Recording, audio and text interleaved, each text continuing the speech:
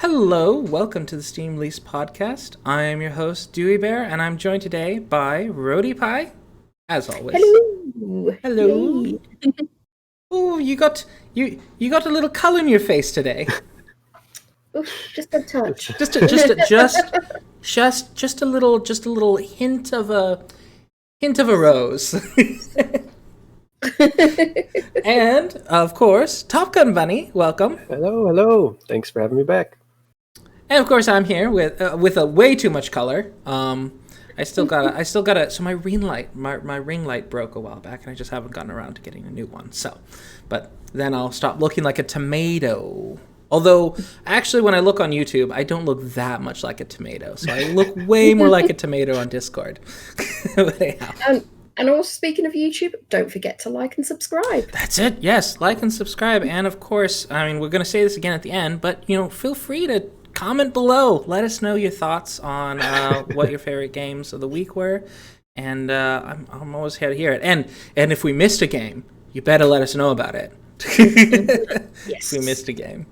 All right. So with all that, before we get to the whole start of the list, we of course have to ask what y'all have been playing this week. There we go. There's that tab. So, TopGunBunny, what have you been up to? Well, I tried that Lupamoto game that we talked about. Well, I wasn't on last week, but the week before. Free game. I had a lot of fun with it. It's just like watching this sloth ride around in a train, trying not to hit cars. And it's super peaceful and super great. And you can go really, really, really fast and hit traffic with the train. And sometimes that's cool, and sometimes it's not cool. So, really cool free game. I'd probably suggest it for anyone who has small kids, probably. But it was very neat. Other than that, I've just been playing the regular stuff. A little bit of Valheim, a little bit of Dark Souls, a little bit of Smite. Playing a little bit of World of Warcraft, actually, which is... I really hope I don't end up paying more money into that game because they don't deserve any more of my money. But I'm allowed to play up until level 20 for free right now. So I keep making characters and play them to level 20. I'm like, please let me get sick of this game so I don't actually buy the subscription. Well, but, if you don't want to pay a subscription, Final Fantasy XIV has it free until through the first expansion. So, and that's all free. You don't have to pay it. I've heard a lot of good things about that one too. I'm playing World of Warcraft because a friend of mine was playing it, and I have a lot of nostalgia for it. That's what I played when I was a teenager. But other than that, I think I don't know if I mentioned it, but I tried Dark Souls 2 for the first time. I've had it for a very long time, and I've played Dark Souls 3 like 200 hours now or something like that, and I'd never played the second one. And I was over at a friend's house, and we were like looking for games that we shared that we had similar, and they were like, "Oh yeah, I've got Dark Souls 2," and I was like, "I also have Dark Souls 2." Nice. So so I tried that for the first time. Way different than Dark Souls 3. Didn't realize it's like. The enemies aren't so strong, but there's more of them, I guess. Is the best way to put it. But yeah, I think I'll definitely continue playing that. I hear a lot of opinions from folks that, I was like, oh, this one was bad, this one was good. And overall, though it's very different, would you say you prefer 2 or 3? I prefer Dark Souls 3. Yeah, leaps and bounds. I mean, it is a better game, and it's a newer looking game as well. And I love the story and the world in Dark Souls 3, and it doesn't seem like that story or world even exists in Dark Souls 2. So I haven't played it long enough to understand it, but it's much different. And the thing that I like about Dark Souls 3 the most is like just the voice acting and the dark kind of eeriness of the game. And Dark Souls 2 is a little bit more like open world. All right, well, so cool. 3 all the way. 3 all the way, awesome. So now you just have to play Demon Souls and Dark Souls 1. Yeah, I have to play the first one. I thought that I thought Dark Souls 3, I thought they always reused the same map, but I guess I'm misunderstanding it. I think that the world that you're in Dark Souls 3 was what they had in the first one. If maybe somebody correct me if I'm wrong, but I don't know. I've never played the Dark Souls series. Sorry. Well, now you have more authority to talk about, like, oh, this game is the Dark Souls of. I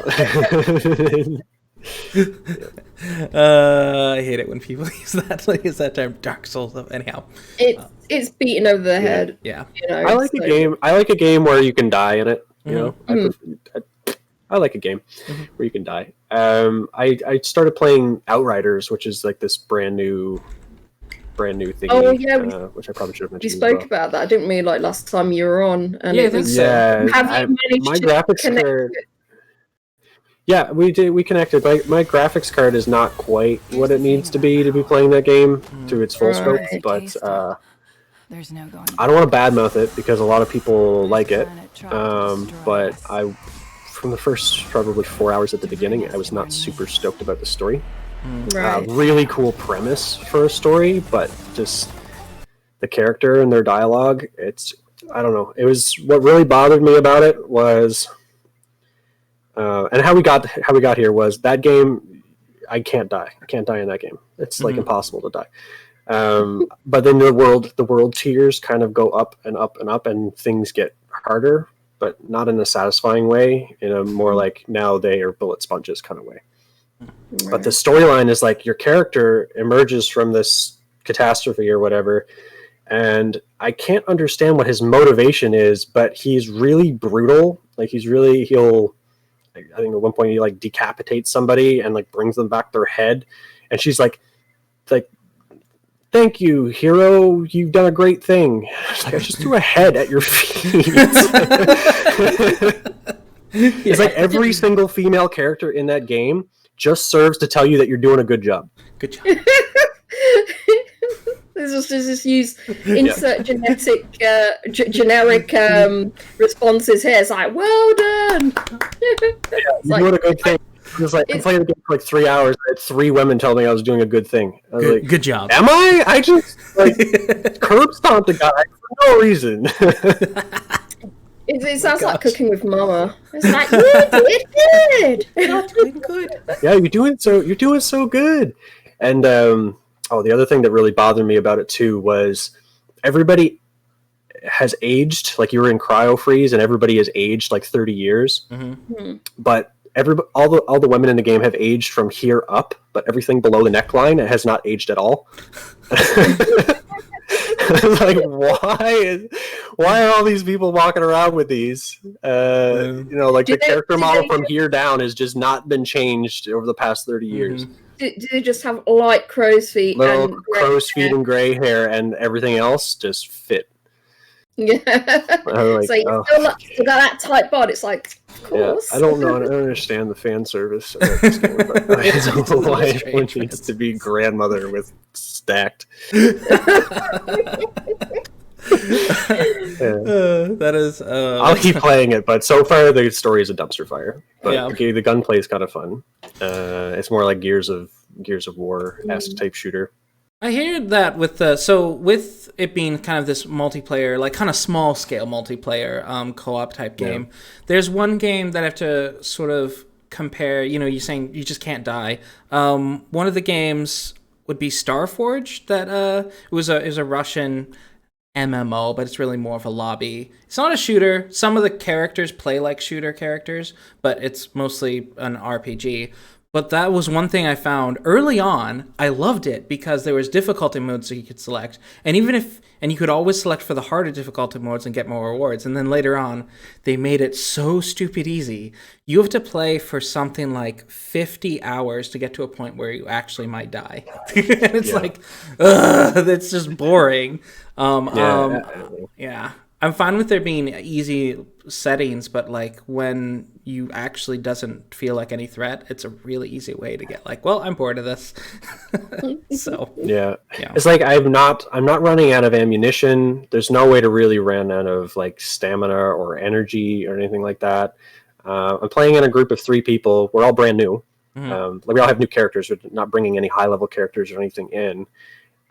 I mean, I've gotten knocked down a couple times, but like we've never wiped. Yeah. We've never like really had any trouble. And like as you increase the world tier, what happens is just the same enemies do the same things, but now you have to shoot an entire clip of bullets into them to kill them. So it just doesn't feel like a good shooter anymore, right? When you start having to put an entire clip of bullets into just a regular little dude. But that's the looter shooter model anyway, where you get better loot, you do better shoot. Yep. Yep, the loot and the shoot. Well, as for me, I did play... So, besides games I've been playing before, I did play one game that I have not played before, and that is Vikings... Which it is. There we go. Vikings... Is this one it? Wolves of Midgard? Yes, this one is it. That is correct. There's too many games with the name Vikings in it. So I'm not playing this game on Steam, although I do own it on Steam. I recently got my Xbox set up, so I've been playing on Xbox, and of course... Because I'm terrible with controllers, I am playing it on very easy. But this game does actually have some reasonably challenging parts. It's got... You'll notice it has extremely mixed reviews on Steam, which is one reason why, even though I have it in my library, I haven't really checked it out. But it is... I don't know, I kind of like it. It's definitely crunchy. It's got these kind of crunchy battle animations, if I can just find some gameplay. It's got some crunchy battle animations, especially when you're transitioning from one skill to the other. It's just like this, and there's no in-between animation. So you just go like, I'm doing this, and then I'm suddenly doing this. So it's a little bit crunchy looking. It does have a neat environment system where you can get, if you're out in the cold, you'll gradually like get frostbite, and so you'll move slower and stuff. So you have to find like fireplaces. Likewise, there's eventually, I think I'm going to get to desert zones where you can get dehydrated.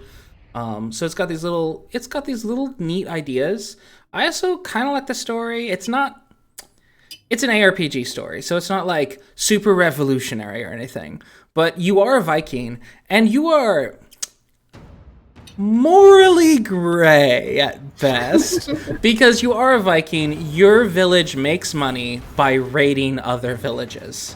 And by raiding and pillaging other villages, and you can choose to either like, okay, we've raided you, and we've destroyed your fortifications, so now you have to rely on us for protection.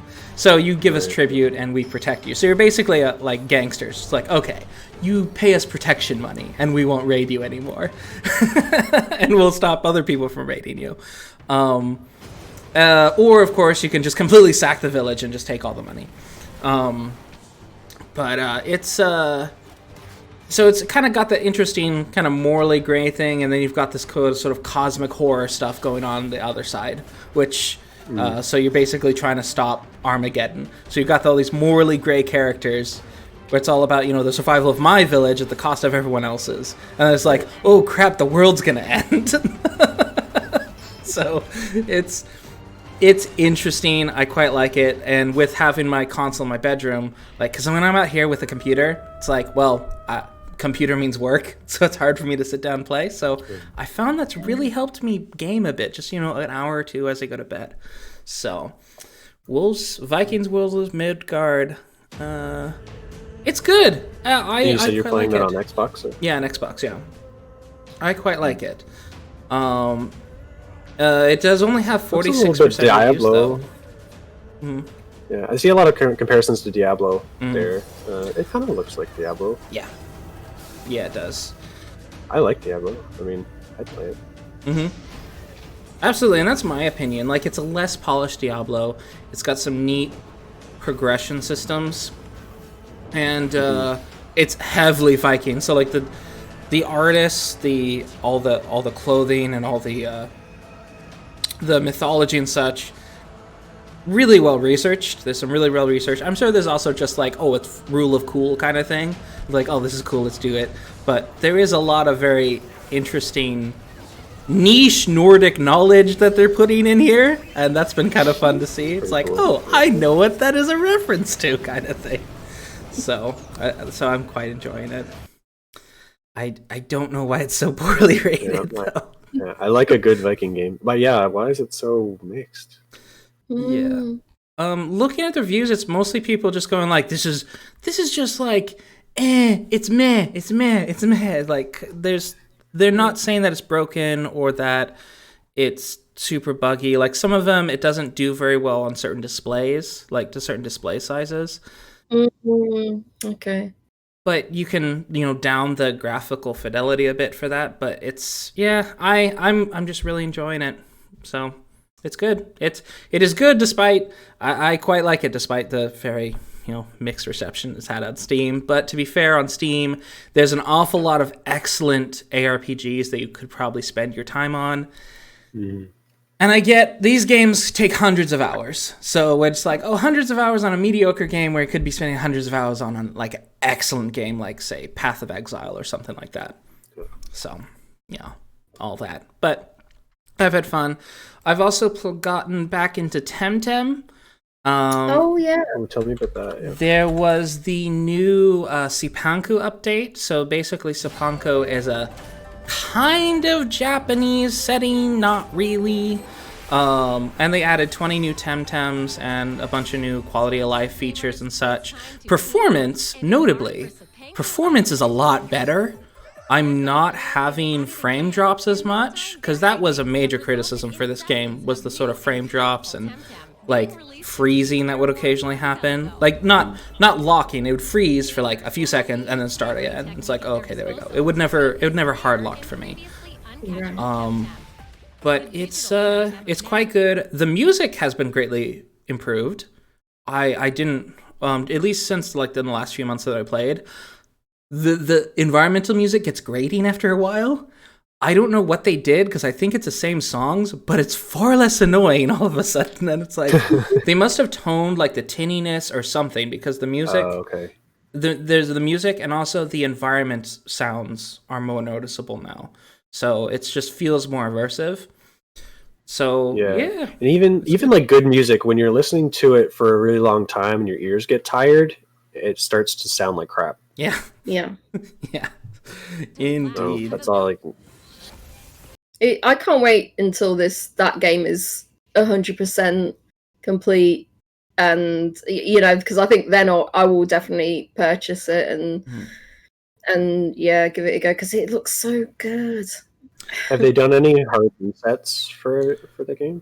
Since it came out in early access, there's been no hard resets, and I don't think they intend. I highly doubt they intend at this point to do a hard reset on a full launch. It's probably just going to go. I'm pretty sure it's soft launch at this point. And yeah, I'm still interested. It's been on my wish list forever. Same. It is the best Pokemon game I've ever played, and I've played Yellow, I've played Diamond, I've played... Story is not as good as Diamond. Diamond had a very good story. But as far as just like gameplay, actual gameplay, it is the best gameplay. And I do like that in the world of Temtem, not every character is involved with Temtem. There are people whose lives don't revolve around this. There's actors, there's construction workers, there's sailors, there's all these different lives that people live. And whereas in the Pokemon world, everything is about the Pokemon, and it just feels kind of fake. Yeah, it's like if you're a construction worker, you have a Pokemon that helps you with construction work. Yeah, exactly. And this one feels like a bit more of a living world. Like each of the islands has a different culture as well. So there's little idioms they'll use, and there's like different history things. There's certain islands that don't get along with each other. There's issues like it's like, oh, outsider, yeah, and they're like some islands are more friendly to outsiders, and other islands are kind of like standoffish with you. So that's been kind of, it's kind of gives it a bit of more of a sort of real feeling, and there's just quite a variety of NPCs that you can interact with as well. So it's fun, and they have a proper questing system. This might seem like a weird question, but how prominent is the the floating islands and using airships in the game? It is. There's definitely points in the story. There's points in the story, especially towards the beginning, that you can kind of forget that you're on a floating island, because like the first island is very big, so you can be in the middle of it and not realize you're on a floating island, and then you get to the edge and it's like, oh, that's the air, and then there's various like story beats that kind of introduce like, oh, here's an airship, you ride it to the next island, And then this next island is a bunch of tiny islands that they've just kind of tied together with ropes. So yeah, like this is definitely 100% a game that I will play at some point. I just don't know when. I'm hearing you talk about it. I'm like, yeah, no, this is exciting. I want to play this. Yeah, it's very, very good. And I think in the future, Pokemon games might actually have difficulty competing with this. So I think they finally have a real competitor in the market. So yeah, it's great. I love it. Yeah. R.I.P. Digimon. Right. Yeah, R.I.P. Digimon. So, but a real competitor in the market. Yeah, real competitor. And Felseal. I've been getting closer and closer to the end of the Felseal story, and now there's been a big twist, and I'm like, oh crap, this isn't ending, is it? It's gonna keep going. So there's been a big plot twist. I'm like, oh no, am I gonna switch sides kind of thing? It's like, what? What's happening? Wow. So I'm quite happy with Felseal too. So is that like a tactics game? Yeah, it's a tactics game. Oh, I like that. Really good. Felseal and Fey Tactics are two like tactics games on Steam that if you like tactics games, get them. Just get them. They're good. We must have spoken about this before because it's already on my wish list. So Indeed. So next up is of course our Catchup. We have a Catchup list. Oh, sorry. Did I skip you ready? Oh, you just glazed right over Rody. I did. Oh my gosh. I thought you went for. I talked way longer than I've ever spoken. Yeah. All right, Rody. Yeah, Rody first. I'm sorry. Wow. So I did. I played. I finished the first case in Darkside Detective, and there was one. It was really good, but there was like one puzzle that just. It's almost like a mini. It's a mini game. It has made absolutely no sense to me on how you were supposed to sort of interact with it. So it's kind of like you're looking at a board and things connecting to one another, and it's like you need to eliminate the ones that don't matter, and like the clue of where your partner is here, or where your friend is here. You're supposed to leave that one, but it's like, well, okay, but I'm clicking on things, nothing's happening. What am I doing? What am I clicking? So, and I was doing this for about half an hour, and I'm just like, I'm just hitting my head again. I'm going to leave it. I'm going to come back to it, and then I'm going to try again. And it was just like, no, I've got nothing. So I had to I was looking in discussions and seeing if anyone else was having this issue. Couldn't find anything. So, of course, I had to go onto the Steam guides. I thought maybe it would give me a hint or something, but no, it just told me the answer, which I didn't want. I wanted to just have a small hint and be able to work way in it. Now I'm looking back at the discussions. Now someone has said, I had an issue with this puzzle.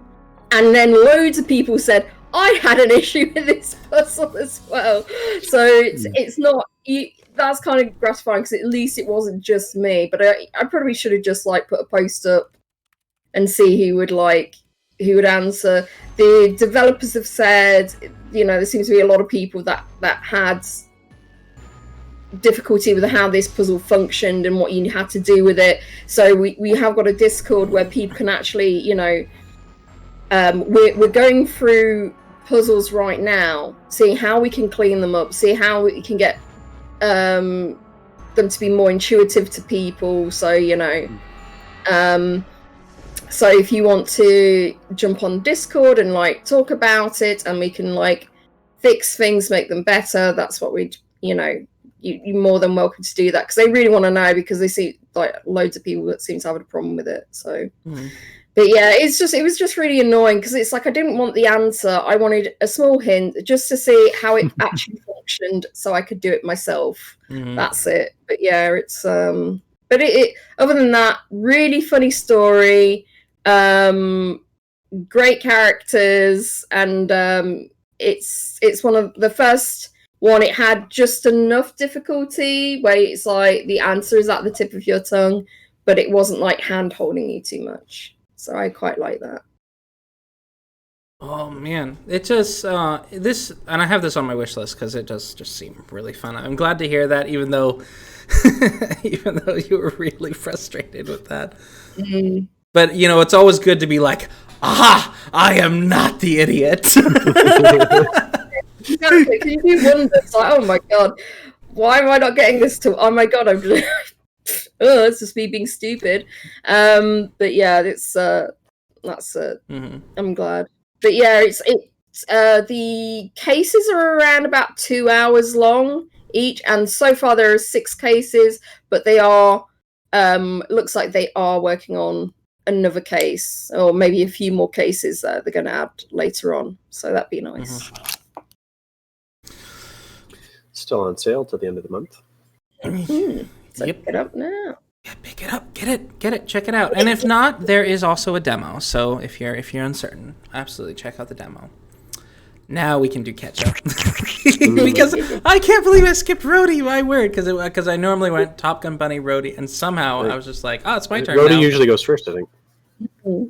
I guess so. We're trying to have the guests go first, though. Yeah. So maybe that's just what threw me off. Anyhow, let's catch up. That's what we're doing.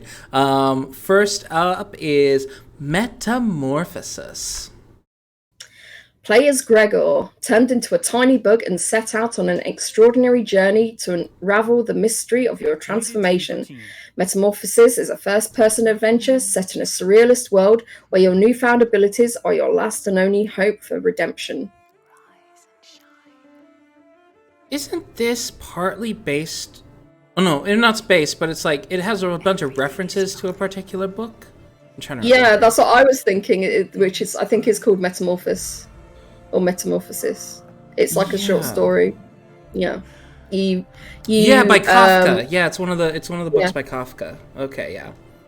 It's like family. It's about like his family rejecting him after they find out he turns into a cockroach or something.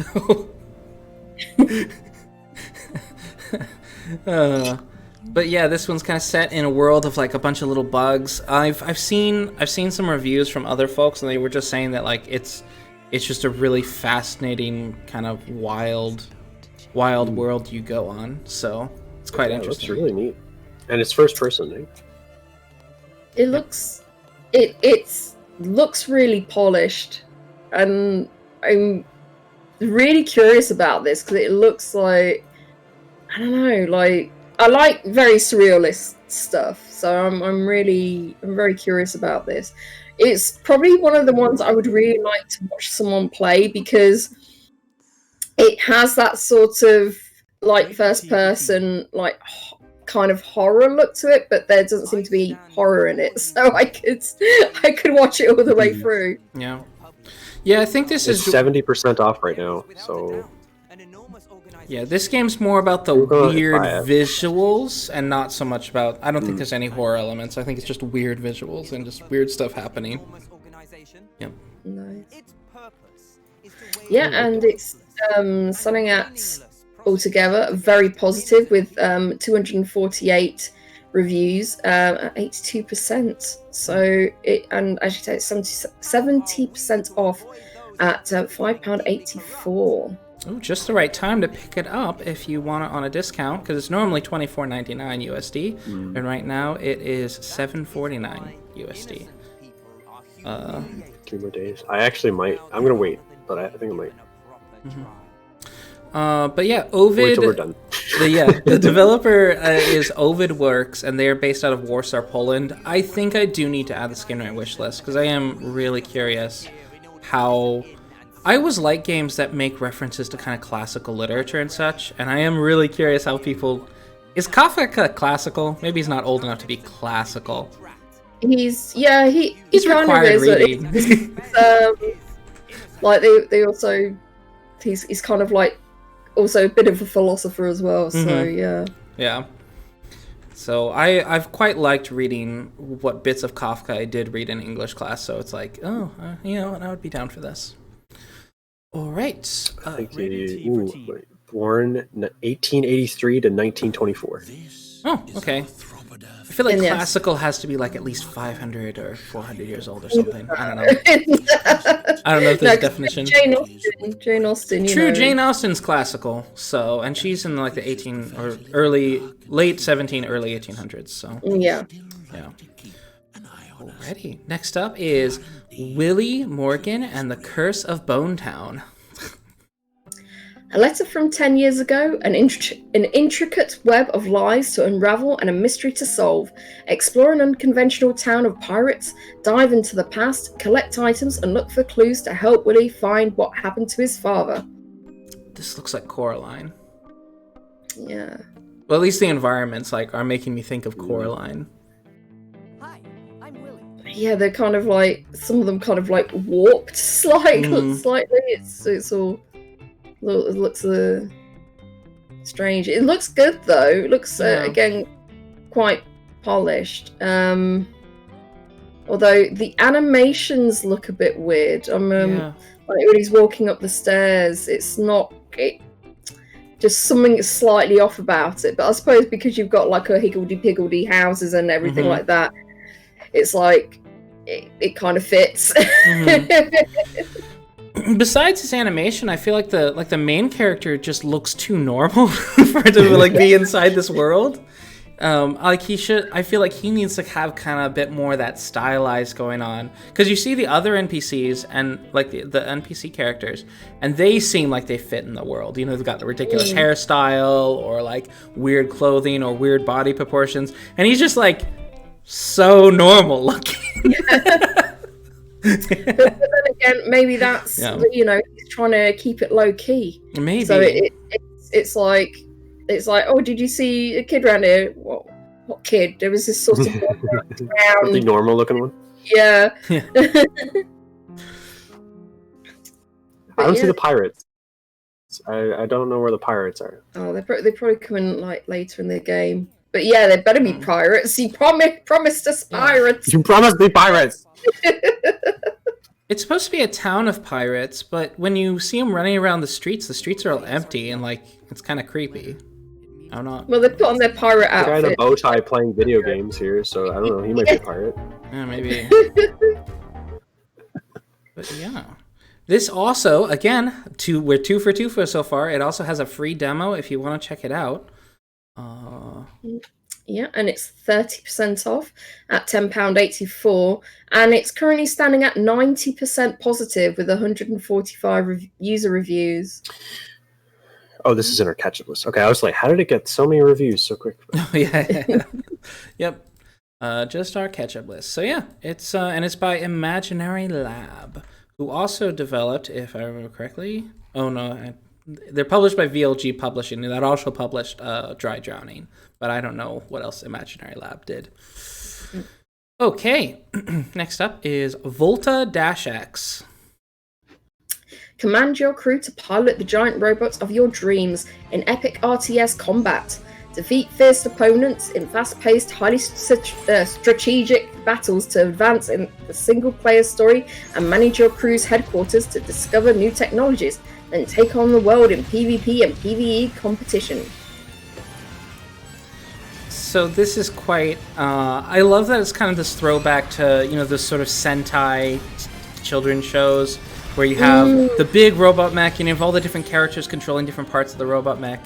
And this is all doing that in real time with the little different characters you have inside your mech. That's really cool. And your mech is fully customizable, so you can do like different P parts, different colors, and then you get a different set of crew members. It looks really nice, and I suppose it's like very satisfying. You're leveling up and you're able to kit out your robot better, and yeah, I quite like that nice progression system. Mm-hmm. Yeah, quite a variety of progression, because you're not just progressing your robot, you're progressing the characters that are inside the robot, you're progressing the base, and there's a lot of customization stuff you can do. All that kind of unnecessary, because there's the minimal viable product. The minimal viable product is just the mechs fighting each other with a functional RTS system. But then when you had all these additional that's always kind of the difference between a good game and a potentially great game is when they put on all that kind of extra stuff and it fits. Yeah. I was wondering why not more people have picked this up, because it has the look, and I'm just wondering why it's like not kind of taken on like more interest. But it was seen like it's grindy with its unlocks and some RNGs mixed into it. Combat system takes a while to click. Online PvP has long queues. Unsure this is if this is a bug. It's not as in-depth as other strategy games. Think of it as a light version of FTL. Someone also said a lot of menus to dig through. The headquarters interface is clunky. Took me a bit to realise I had to scroll to a room so I could build a new room adjacent to it. Lack of indicators for critical information, for instance. Once in a battle, there doesn't seem to be a way to tell how much health a crew member has. Also, when a member levels up, there's no indication.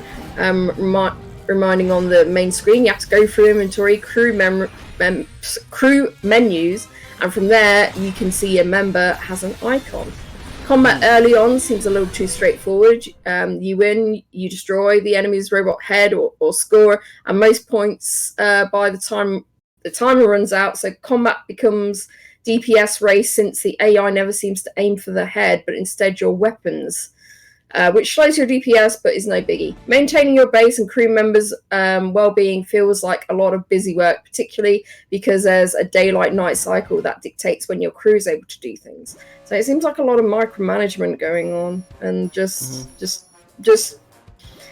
it's not tight enough. They've not made all the mechanics kind of tight enough, and the UIs and stuff. Yeah, and you were reading that from a positive review. Yeah. The online PvP is not going to work if no one's playing the game. No. Yeah, no, it's true. That's not. Yeah. It is standing at 93% positive, but only with 15 user reviews. Plus the price, it is $17.99. Yeah. I think that might put some people off with the entry price point there. It's like if you just want to pick something up and give it a quick play, it's like, yeah, I'm not going to pay $17.99 for it. That's $19.99 USD. I do see some players with over 30 hours, but I'm not sure if that's like the standard playthrough or if they're doing extra stuff. So, but yeah, $19.99, a bit spicy for me. Expensive.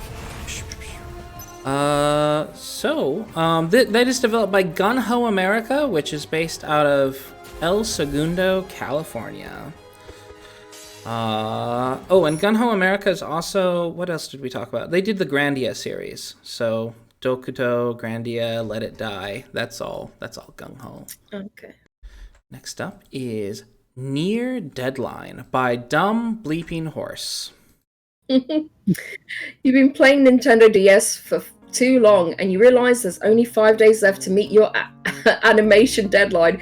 Use the paddles to bounce the Zeds away long enough to stay awake and finish. Yep. So this is kind of a brick breaker type game, except you're controlling two paddles, and it's all about just trying to keep Z's away. It's more of a mini game, but it is also free. Yeah, I do like the way this looks, and there are these nice sort of like talking points, and it looks like this is artwork you can do as well, or they've done the artwork, like what you're working on and stuff, because it's like, oh, it's storyline, this is what you're doing, the endless password as well. It's like, it looks pretty good. It looks good. They put quite a bit of few things into it to make it look great, make it look a bit different, but it's free, so it's quite nice. It's standing at very positive with 60 user reviews at 91%. Yep. And press space to slow time. Kind of cool. Yeah. Okay. I'll download it. I mean, it's free. I'll grab it. Nice. Do let us know what you think, because I'm curious. I'm quite curious about it. Yeah, I love that one review is, it's good, but I really suck at it. That's the sort of thing I would put. There is also, if you want to support the dev, they are selling the OST for $4.99 if you end up enjoying the game. So, but yeah, near deadline. By Dumb Bleeping Horse. Okay, interesting. I don't know if that's going to be the studio name they're going to stick to long term. All right. Next up is Pop-Up Dungeon. A tactical roguelike RPG inspired by our favourite tabletop games that lets you create any ability, item, villain, hero, and game imaginable. Nice. Wow. First thing I see is the price. Oh yeah, $24.99. This £19.49. Yeah. I am curious how customizable it is, though. But I'm also curious is like, so if there's a bunch of, there's 1,500 abilities, 420 items, 200 fully voiced enemies, and 36 playable characters. Branching story-driven campaigns, gameplay-focused runs, and the 25 campaigns of the Wizard Tower. So it looks like there are pre-made campaigns for you to run. But you can also develop your own, and then there's and then I guess there's an auto balance scene feature. So if you come up with an idea of what you want, it will balance like how much energy it should cost, and it'll help you with making a balanced game by running calculations in the background, I guess. So that's neat. This, it's overall it's starting at very positive with 461 user reviews at 85%, but the recent reviews is 73% positive with 26 user reviews. I am at the very least curious about this, but let me see. It has single player and it shared split screen co-op. So this doesn't have online co-op? I feel like this would be the perfect thing for online co-op. So someone said why they have given it a negative review. It says, unfortunately, I was turned off immediately by the lack of advertised co-op. It says local co-op, but you have to basically play musical chairs with a mouse and keyboard. If that was the definition of local co-op, then all games could be labelled that, refunded. That is bad. Yeah. That is so bad. That's like 1990s couch co-op Yeah. on the PC. It's like, do you want to be the red one or the green one? Mm-hmm. Every time you die, you switch chairs. Yeah, that's not really co-op. That's single player. Yeah. There was this old game Genesia that we played, that I played with my dad in particular. And yeah, it had a gameplay with that where you had a turn, and the turn would end, and you just switch chairs. And I feel like I have not done that with a computer game in forever, because that's not how computer games do it. Computer games do it anymore. So that's crazy. If you were going to do that anyway, you'd be sitting on the couch with a controller. Mm-hmm. Yeah, that's crazy considering like how things are now. It's like, I'm sure it's not too difficult to implement like proper co-op. Mm-hmm. Oh, that's terrible. That's just terrible. And PCs do have multiple USB ports, or you can get a branching USB port. Like that is possible now. Yeah. But yeah. This is developed by the team Triple B Titles, who also made Ring Runner, Flight of the Sages. What was this game again? I feel like I've seen this game before. Oh, okay. It's like a space shooter kind of game. All right. But yeah, Pop-Up Dungeon. I will say, Pop-Up Dungeon. It's very pretty. It's very pretty. I like their lighting effects. I like the sort of idea, the sort of sandbox you can play in, but it's a sandbox you can play in by yourself, which there are certain types of players who are into that. And, there's all these campaigns you can run. But I feel like this is really would be great with online co-op. Yeah, it needs online co-op. Yeah. Like, I look at this cool story that I made for me. Exactly. Yeah, no, that's no, that's not. That's just it feels very half-baked. So I think if they really worked on that, it could be really great. So, but yeah, it is developed by Triple B Titles, which is based out of my current hometown, Dallas, Texas. So. Ooh. Maybe you know what I've been kind of wanting to do is Go talk to them. Exactly. Like I kind of wanna, especially after my brother gets here and I learn how to drive. I kind of want to go and find all the like small indie dev studios in Dallas area and just like see like, hey, would you mind if I come visit your studio and like just film with my smartphone and just like, hey, like just talk to the phone, say what gave you this idea, do some interviews and something like that. And that would be cool. I would really, I feel like that'd be really fun, especially since I live in a city and it's, a big city with, there's quite a few. So yeah, Triple B Dad Titles. If you happen to watch this, I might be getting in contact with you eventually. I'm not gonna say soon. Eventually, I'll see. I do want to do not that. Just call your game half baked. Yeah, don't watch this episode. Triple B.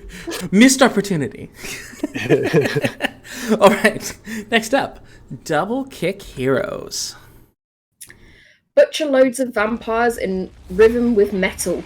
Survive on the highway to hell fighting an epic freak show, now with 24 levels of pure madness.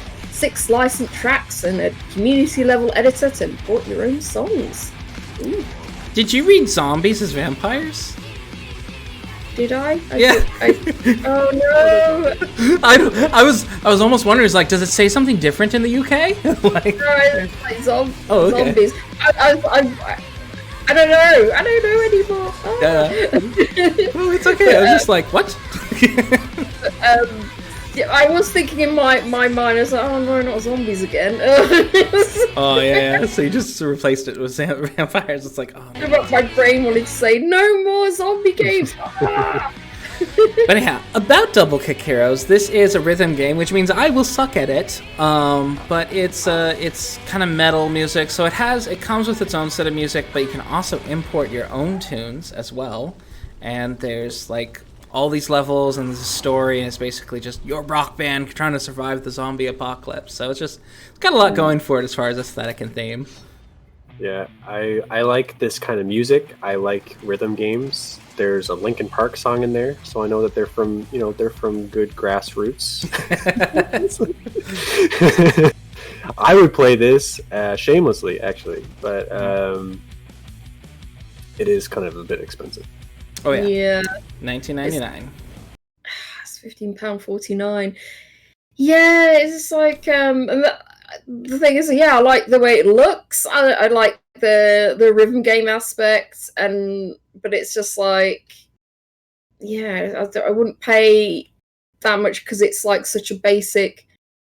It's very basic concept. You know what I mean? There's not like a lot to it, but I suppose they've had to pay for the tracks, the 6 lines. So in comparison, I played a game called Muse Dash, MUDASH, and it looks very similar to this. It's a bit more like probably J-pop or something type games, and it's $3.39 Canadian. I think we talked about we did. Dash. Yeah, I think we probably similar, and they're giving it away for like a 10% of the cost. Mm-hmm. Yeah. I wonder if they got like original music though for it, and that's the thing. So yeah, it's probably. I did see some titles in the Double Kick one that's like they probably had to pay to get that song in there. So that's that's what they said. They said they had like 6 licensed tracks. Mm. So yeah, you want to sell your game, right? Yeah, that does make it difficult. I know a Finnish Chris has come on and says, because of all the things that go into a game, you're paying out so much, especially if you're paying licenses and everything. So you've somehow got to like offset the cost. So that comes down to like the customer. But me as the customer is looking at a game and saying, do I really want to be paying that much for something I might only want to play for like 20 minutes or something, or or maybe a bit longer, because it's just that is quite a lot of money compared to similar titles on the game. I think you maybe should have gone to some independent local bands or something. See what they. I mean, this style of music too. There are bands that would beg to be in a game like this. Yeah, completely. Yeah, so like if you could give this game away for $5 and show off a bunch of bands who are just starting and want that kind of exposure, it would have. I mean, the game would have been the same. I don't know if it needed to have Linkin Park in there. Yeah. And the fact that you can add your own music to it. I mean, if you have Linkin Park, it's like you just add it. You just hack it in on the other side. Yeah, that's too bad. Yeah. Yep. It is standing out very positive with 84% user reviews with 122 users. Yep. The developer is Headbang Club, and they're based out of Angoulême, France. Yeah. They also developed. Their publisher also developed Nairi and Super Parasite. So, next up. Don't forget. Now we're up to I have to do this week's hidden gems. We're done with our catch-up list, and now we just have a few games for the releases this week. And starting off is the game Don't Forget Me, a jazz punk adventure game with a twist. Don't Forget Me is a new breed of puzzle game. Dive into the memories of your patients. Use your own observations to unwrap their minds and uncover a dark conspiracy set to claim dominion over humanity. I don't think I've heard a game called Jazz Punk yet. Other than Jazz Punk. Other than Jazz Punk, the game, yeah. Yeah. Jazz Punk. I struggle to see how this is different from cyberpunk. Jazz Punk, okay. Well, all right. Whatever you say. If I think all the characters go. I do wonder if they're trying to avoid the label cyberpunk, though. At this point, maybe. Maybe. I don't know. They must be developing this for a bit.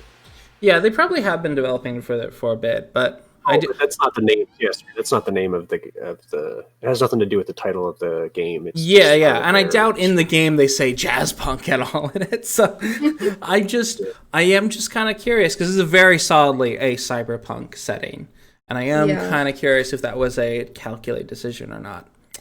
So this is with a spellbinding soundtrack of original jazz and synthware music alongside gorgeous pixel art and charming characters. Don't Forget Me immerses the player in a unique vision of the future, a future whose path you can still change. Mm-hmm.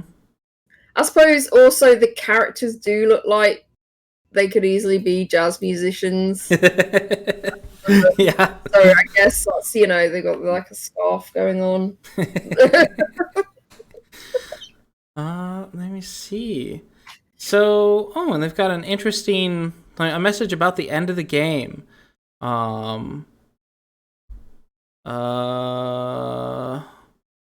Okay, I guess they had some criticism about how the game ends, so I don't want to read that. I don't want to spoil you guys. But so they have somewhat mixed reviews, and it seems to be mostly about the end of the game. So the 69%. I also said the menus, the dialogues, the memory navigation, and pretty much everything in this game would benefit from mouse support, which it currently does not have. It doesn't have mouse support?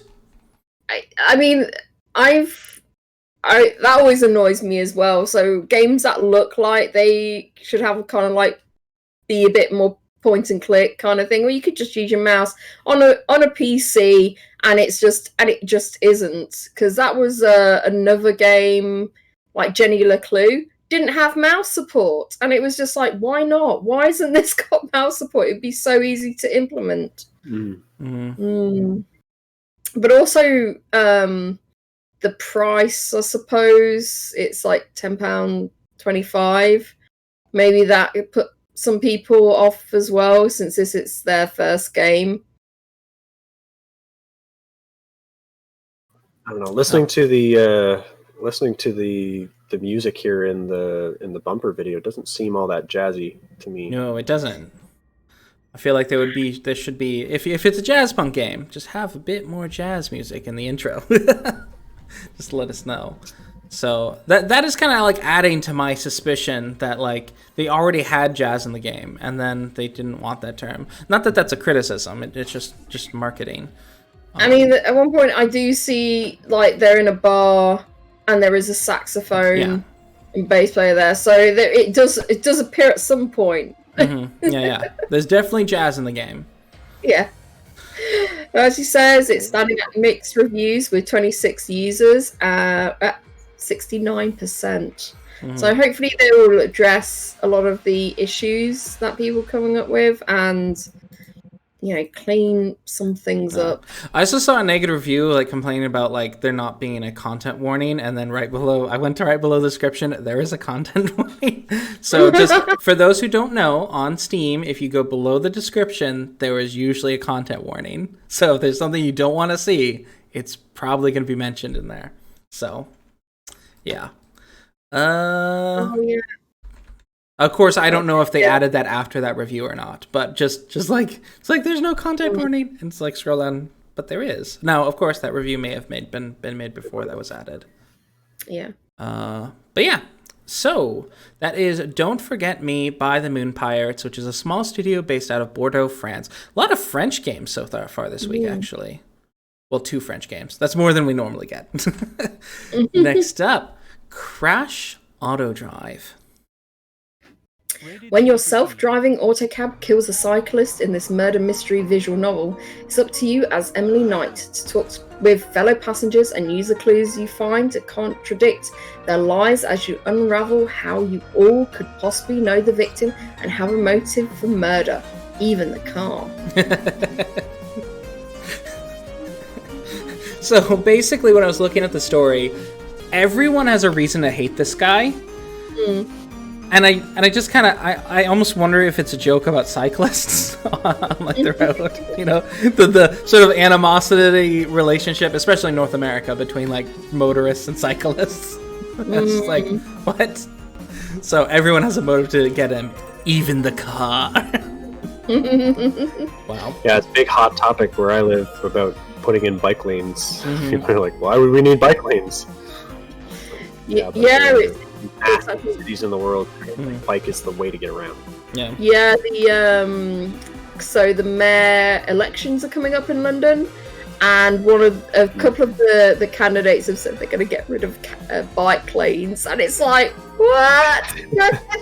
But more and more people are using bike lanes. Yeah. So because of the pandemic, so you know, it's crazy.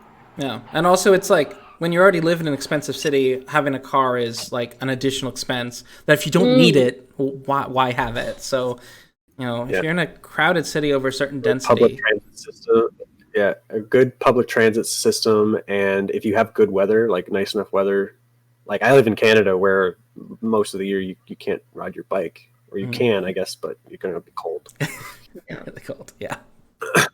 Like you need a car where I live, like you need to have one. Yep. Let me see. But yeah, Crash Autodrive. I do like the, you know, murder mystery, and they do say straight up it's 3 to 4 hours, so that's cool. Yeah, I was quite like interested in this game because you know me, I love murder mystery games. I do like visual novels, and they've like combined the two. So I'm like, oh, I'm there for this. And the fact that it is quite short as well does actually appeal to me. I have seen like someone who has completed the game and they've clocked in 2 hours. So I suppose, you know, maybe saying 3 to 4 hours is padding it a bit generous. Yeah. I suppose maybe there might be one or more playthroughs to go through. So I'm not sure about that. It doesn't say there's multiple endings, but yeah, I'd be quite interested. But yeah, it's like, and it's 20% off right now at £5.75. So that's not too bad a price. I would have preferred it, say, at £3.99. because in the price, and but no, it's good. I'll definitely have this on my wish list, and maybe wait till it comes down further, because the full price is $7.19, and I think that's for like a 2-hour game. Yeah. Let us know about the anti-cyclist subtext. Yeah, I'm kind of curious if that is the case, because it's just like it seemed like it, like there's a reference to that. But yeah, Crash Autodrive. It is $7.99 USD, which I think should be its regular price, because that's actually 20% off of $9.99 USD. Yeah, that's just crazy. Yeah, and there's only like a couple of user reviews, so it's not gotten a score yet. Mm-hmm. Our final game for Tuesday, April 20th is Silicon Dreams. It's 2065, and you're in an interrogator model android tasked with rooting out deviants among your own kind. You must probe for lies, monitor and exploit emotional spikes, earn the trust of your subjects, and make the final call: release or destroy. So it looks like, I was actually kind of curious whether this game was more menu-based or if there was like an actual world. There seems to be a little bit of you walking around the world, but most of the game is UI-based, with, you looking at screens and doing the interview. So it's kind of like a Papers, Please with a little bit of establishing shots kind of thing. But yeah, so it's like a Papers, Please type game, it seems. I just want to say a quick something. So when they're bringing up this person's profile, their face just looks completely warped. like this just looks kind of mashed up. When you look in the trailer on their profile, it's like, did you not look at that and try and fix it properly? That doesn't look like a proper face. Let me see. It's just kind of weird. It's the first profile they like are looking at. It's just weird. What's going on there? Yeah, it seems kind of odd. Oh, yeah, there seems to be kind of like a weird. It's not symmetrical, or it's just like weird lighting that's just causing a strange effect. Yeah, yep. I think it's supposed to be a live camera. It looks like it's not like a headshot. It's like a live camera feed of them in the chair. And they have a mashed up face. Yeah, well, it looks like the camera has like the lines running through it, like old cameras. But then I looked at other profiles they have, and their faces fine. Yeah, this person, you can't really tell what their face is. No, it's not though. I just made it full screen. It's definitely not what I just said. Oh, definitely not what you just said. Yeah. Once you open it up and kind of look at it, it's like, oh, that. Yeah, I've got like 40 things open on my computer. So. We'll call it stylized. We'll call it stylized. Yeah. This kind of reminds me of Orwell. Yeah. Orwell or Observer. Yeah, Orwell. No, wait, it's not really like Observer. Never mind. Kind of gives me that sense that you're playing it and then you have to make these moral decisions, and it's mostly UI based. And yeah, I think I'd enjoy it. Yeah. Do I fry this cyborg or do I not? Kind of thing. Well, no, android. They're not cyborgs. They're androids. But yeah, Silicon Dreams, a cyberpunk interrogation. This is developed by Clockwork Bird, which is a 2-dev team. One fella is from Vienna and the other is from Graz, and they're both in Austria. So I like what one of the reviewers have said. It's like one of the best cyberpunk games out there, highly recommended for fans of the genre and those interested in existential questions of life. Interesting. Ooh. But yeah, there's a free demo, and 10% off right now at £11.24, and it's standing at 100% positive with 31 user reviews. Yeah, it's not often you come across a game with 31 reviews and still 100%. So that's not very common. I might be interested to play this, because it's like, I like that sort of, digging through someone's files and like finding out about them and stuff. It's interesting. I like that. Yep. So next up is Thursday, April 22nd is Turnip Boy Commits Tax Evasion. Plays an adorable yet troublemaking turnip. Avoid paying taxes, solve plantastic puzzles, harvest crops, and battle massive beasts, all in a journey to tear down a corrupt vegetable government. Oh, so good. I saw this like a while ago, like a demo review or something of it, and it just looks so much fun. I also like how the launch missed the standard U.S. tax day. I mean, U.S. tax day this year has been extended until like May 19th, but April 19th is tax day. So I just find it funny. It's like it released the Thursday after tax day, tax deadline. I don't know. I don't know if I think they were probably trying to hit like the 19th, maybe. But, you know, they decided, like, okay, the next, like, Thursday after tax deadline. I don't know. It's funny. So, but yeah, it looks really fun. I like I love the title, Turnip Boy Commits Tax Evasion. Normally these long titles annoy me, but this one's just funny. So, I really like it. It's like, looks lots of fun. The character's really cute, and also when he interacts with people around the town, they say like really cute things as well, and it's just like, oh, it's something I'd probably pick up after I've cleared a few of my RPGs, definitely. But yeah, this is a great one to pick up, and it's. Let's see the features. A thrilling single-player adventure full of tax evasion, petty crimes, and more. Dungeons full of puzzles, enemies, and rare treasures to pay back your debt. And battle massive beasts and terrorize the garden community. Grow and harvest plants to aid in your journey. A large cast of quirky food-based characters, all with their own stories and problems. Tons of tax documents to rip up, allowing you to erase your paper trail and potentially destroy the government. Earn collectible hats and alternate between which one to wear. Multiple endings based on how effectively you commit tax evasion. A deep history of the world and how it became what it is. So good. Just so good. I love this. The only complaint is like people are saying it's short, but everyone who's saying it's short is also saying it's worth the money. So yeah. Wow, yeah, it's 20% off right now at £9.11, and it's standing at 93% with 402 user reviews. It looks like it's a smidge over 3 hours as far as gameplay goes. That's surprising. I thought it would be longer. I thought maybe it would like clock in around about 10 hours or something like that. Yeah. 8 to 10 hours.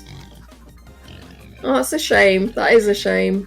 Yeah, I feel like it should be. I feel like it should be a longer game with like, I don't know, just the mood it's giving off. But I don't know. Yeah, well, just the kind of style of game, because it's kind of like that kind of RPG-ish kind of game. So you would think it would be easy to implement more like dungeons or, you know, village places or whatever. You know, it shouldn't be that difficult to implement and just expand it. That said, I think they are trying to go for a more rapid fire kind of comedy thing as well. So, and that takes a lot of writing effort, a lot more than normal story writing. Mm-hmm. That's true. That's true. It's got really great reviews. It's in an okay price point.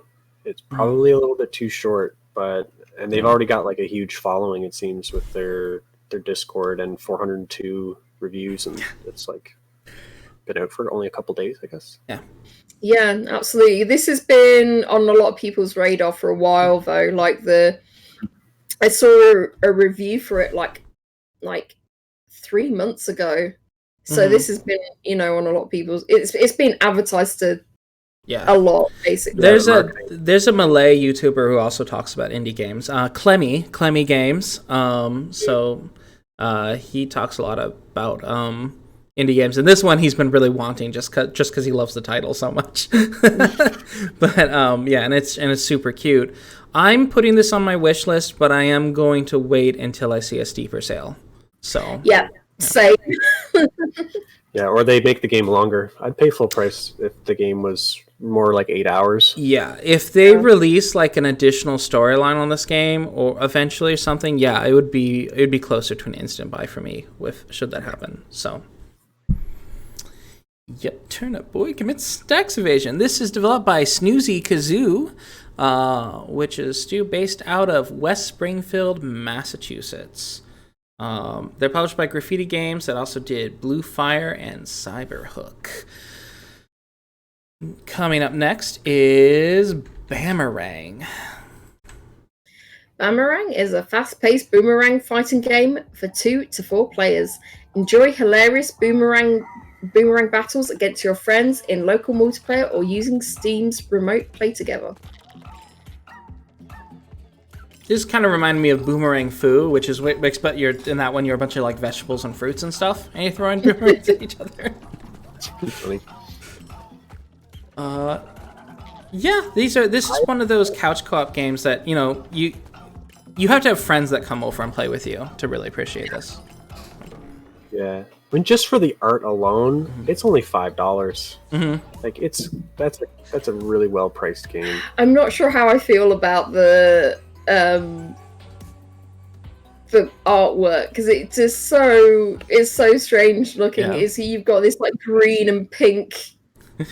Like, I think it's hilarious. It's got this like vaporwave thing going on, but like some of the angles they have were just like really down next to this little, you know, I guess I don't know, probably an 8-bit, but pixelated character. I think it's funny. I think the artwork is hilarious. Yeah, it is very and the little strange hand looking, coming down yeah. and dropping. oh yeah. It's like master the flight curve of the boomerang and win the favorite of the goddess. Over 20 map variations, exciting matches, free for all mayhem or team mode. So it is 15% off right now at £3.39. Isn't bad at all. And it's standing at 100% positive with 18 user reviews. Yeah. So this game, I do like the price. It's only $4.24, and this sort of game, basically you get as much time as you have, you know, friends to play with, sort of thing. So it's I would, especially as, you know, folks become more sociable and such, I would collect kind of a library of these kind of cheap 4-player games to sort of, so you have a nice variety to pick when people come over. Yeah, it doesn't seem like they have any online matchmaking or anything. There's just local multiplayer, which sucks because it's a pandemic. Yeah. Yeah. So, you know, when the pandemic's over, there's party at Dewey's house. Yeah, we just went back into quarantine again, so I don't. I had heard that, and I was just like, it's a shame because you guys were doing so well. We were doing really good, and then our cases like tripled in one day or something like that, and they were like, this seems a bit, and then we got another 40 cases, and they were like, all right, shut it all down, close it all up. See, we're just coming out of it. So. Well, yeah, we were out of it for a while. Yep. It's like university party season, and a bunch of kids just got like expelled for having a enormous party. Yeah, it was really bad. It was in the news.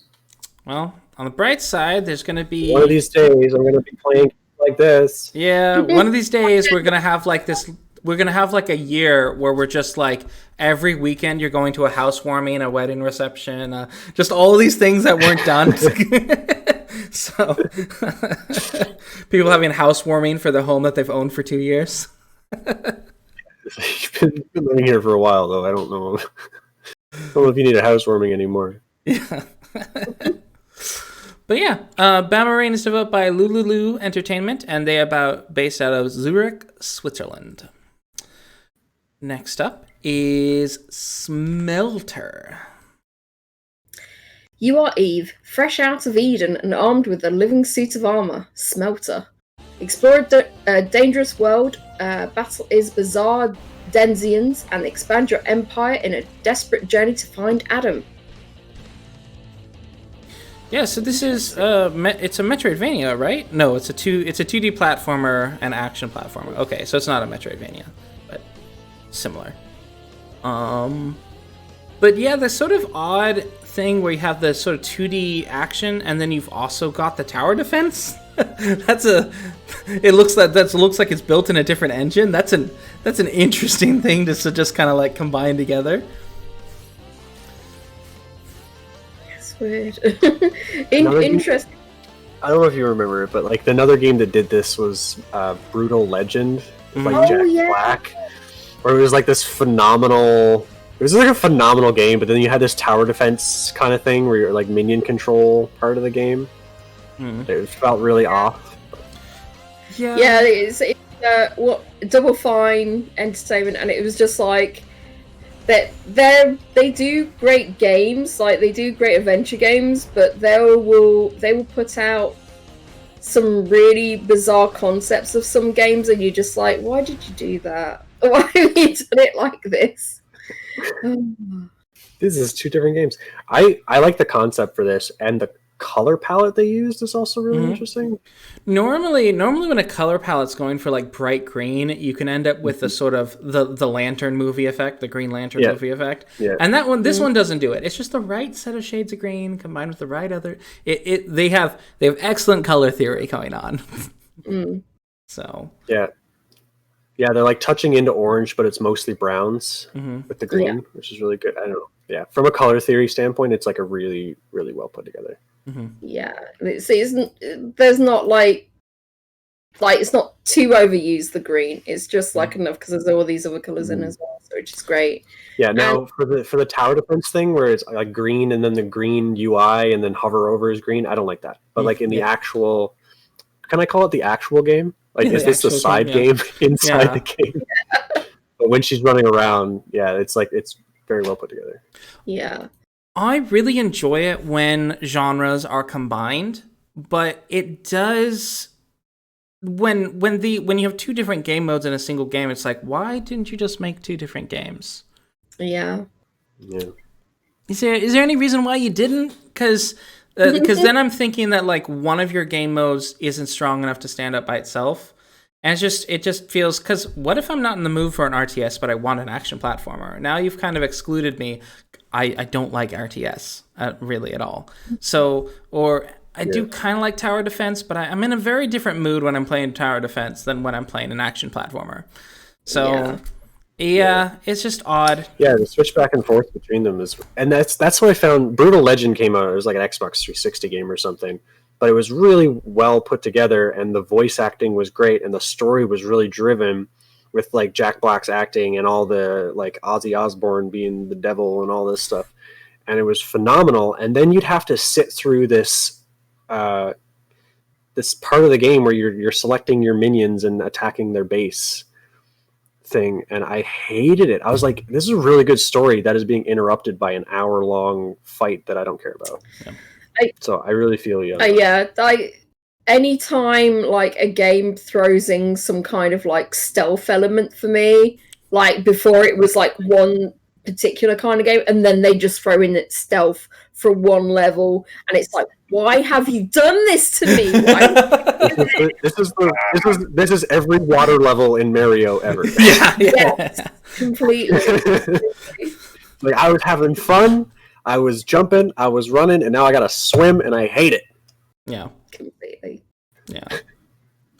And I think it's always the problem when they try to like combine two genres. It's like, please don't, because you're gonna like annoy one particular group of people, and the other people who liked that element of the game, they're gonna be like, but the rest of it wasn't what I was expecting. I had to dredge myself through this section of the game. Like, that sucks. I think when you finish a game and you're like, there were parts of this game that I literally didn't like because they weren't the same game. Yeah, there's someone on here who says that Smelter alternates between being a joy and a nightmare to play. The music, most of the graphics, most of the physics, the power unlocking, especially strategy sim mode, are extremely well done. But yeah, it's like it's like those bits, you know. It's a shame. But it's also £15.49. it's way too expensive. Yeah, Yeah. $19.99 USD. And but it is starting at mostly positive with 73%, and there's 30 user reviews. So yeah, I mean, the two mashups are probably what's bringing it down. Mm-hmm. Please, devs, please just stick to like genres that complement each other. Don't try to, don't try and invent the wheel. Just, and if you do mash a thing like sort of tower defense, I actually own a game that is a tower defense platformer game. Well, let me see, where is that? Aegis Defenders. But that's because every level that you're playing is a marriage of those two genres. Like the level itself that you're playing is action platformer plus tower defense. Right. You're doing both at the same time. Not you're playing one game for a while, and then it's like, now this level is completely different. Yeah, so that is a proper marriage. The Smelter is not a proper marriage. It's two separate games. But yeah. So yeah, that is Smelter. I love the look of it though, and like the Mega Man-esque type. Yeah, I like it. Female lead character, great color theory. I don't know. I'll have good things to say about it, but I'd have to play it to really see how jarring that other tower defense kind of thing is going to be. Yeah. Alrighty. X Plus Limited is the developer, and they also created. They haven't created anymore, but they do have Super Sammy Roll. Is that their upcoming? Yes. So their upcoming game is a 3D platformer called Super Sammy Roll, and this looks more like it's a 3D. Yeah, this is just a straight up 3D platformer. So it doesn't look like they're trying to do any weird mashes here. Though they are doing some weird mashing with their upcoming game in that the menus are pixel art and the game is 3D. but both are done very well. So it's like when you have a team of 3 people and they know how to do one thing. Yeah. It's like, we're going to use our skills. You're really good at pixel art menus. You do the pixel art menu. Oh, and this is actually developed by Sonzai Game. It's being published by X Plus Company. And X Plus Company was for Smelter, was published by a different company. It was published by Dangan Entertainment. Okay, this is like a publisher tree. Interesting. All right, anyhow, before I go down the rabbit hole there, next up is Buildings Have Feelings Too. Okay, an exciting new city management puzzle game about buildings and the city they inhabit. You must grow your city to a bustling metropolitan centre with an array of shops, offices, entertainment facilities, and amenities to help your buildings thrive or risk them being demolished forever. Oh. So I love the aesthetic and the idea around this, where you have like the buildings moving around. It's like, oh, I don't like this neighborhood, I'm gonna go here, and then you gotta make the buildings happy, and then there's this kind of the grimdark level of like the building's getting demolished now. It's very, very interesting. Buildings have feelings too.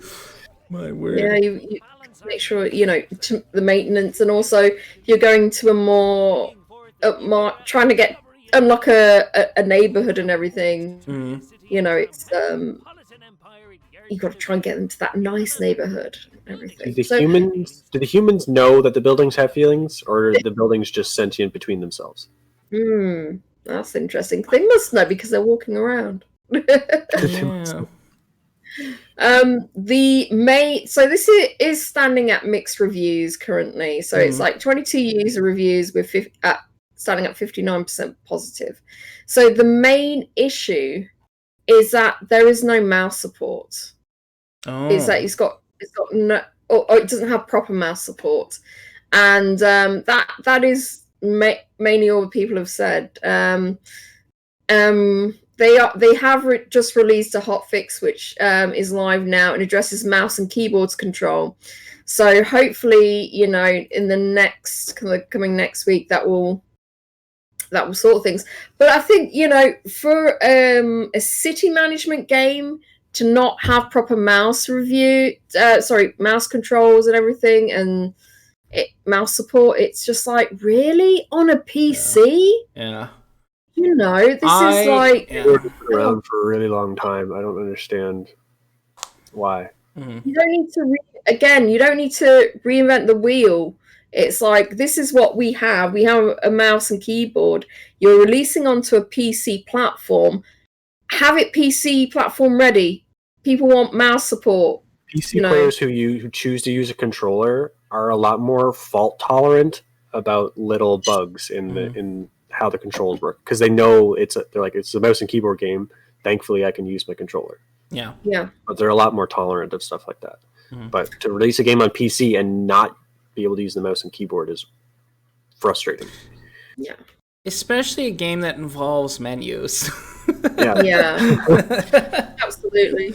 Because sometimes I just want to be able to move my mouse and click something. Like even in Felseab, which is full keyboard support and such, but I normally play it with a controller. But sometimes, and the same with Temtem, I just want to move my mouse and click on the icon instead of remember which combination of buttons opens that menu. So, and when you don't provide that, it's really annoying. Yeah, completely. So it's a shame. This one has been on my radar for quite some time. And I do like city builders and management games. So it was just like, oh, this, and it looks really nice as well, and it has a lot of personality, a lot of charm. So I was just like, oh yeah, no, this one's definitely going on my wish list. But to hear, I mean, they have fixed it now, but it's like, oh, I can't. I still want to wait and see what other people have said now they've fixed that issue. Oh. They do have an FAQ as well, and I was kind of curious, like, okay, is this an FAQ about like what their future plans are, etc.? But no, the FAQ is about how to do things. So I'm wondering if they need to make a tutorial as well, because it's like, help, I've run out of Blix, what can I do? Or I cannot assign the business listed in the list in the task. I cannot assign a business to a building. I cannot figure out why my business appeal will not increase. A new neighborhood has been unlocked, but how do I get there? These are all things that should be in a tutorial. Yeah, there was so many like questions in the discussions about how do I do this? How do I do this? And it wasn't like stuff that's further on in the game. It's like stuff that should like be earlier on. And it was just like, how is this? What? What they do have is a guide with some tutorial cards, but that you should have a tutorial level that gradually introduces one concept at a time. You kind of, it's like, really with these things, you learn by doing. You don't. It's one of my pet peeves. It's like, I don't want to go to a YouTube and watch a video on how to do something. I want it sticks in my mind when I'm actually doing it. It's like I shouldn't have to keep going back to references that say, oh wait, how do I do this again? You shouldn't need to do that. Yeah. And like I think before they fix any of that, they should do mouse support anyway, because it's like a matter of accessibility, right? Like, you needed a mouse and keyboard to open the game. Why can't I use my mouse and keyboard to play it? Yeah. What if I only have one hand? Right? Like stuff like that. It's true. They said they have like on the 23rd of April they have recently implemented that. So like 2 days ago. Yeah, they haven't. Yeah, it wasn't optimized for that at the start, and it's clunky now. Yeah. But, I mean, at least people can use that because not everyone owns a controller, and again, like there's accessibility stuff, right? Disabled people play video games too. Yeah.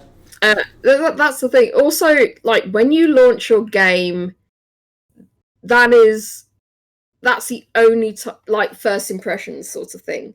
And if somebody puts a bad review, it's kind of like when you first release that game and there's not many people that have reviewed it, that kind of messes it up for anyone who's even thinking about picking up your game. You kind of shoot yourself in the foot. So you've got to make sure like like everything that can be implemented, everything is like smooth. People, I think, are maybe forgiving a couple of bugs, but I have seen like people just like completely kind of crap all over your game because of a bug as well. So, but yeah, for something as big as like mouth support, that should be kind of obvious. It's really a shame because it does look like they put a lot of love into this game. And they got the noodle arms like Sock Pop does, like the noodle arms on them, the little black noodle arms. But yeah, this is developed by Blackstaff Games. They are a studio based out of Belfast in Northern Ireland. And it's $15.99. Oh, sorry. 20% off right now. Sorry, at $11.99. It's a bit pricey. Yeah.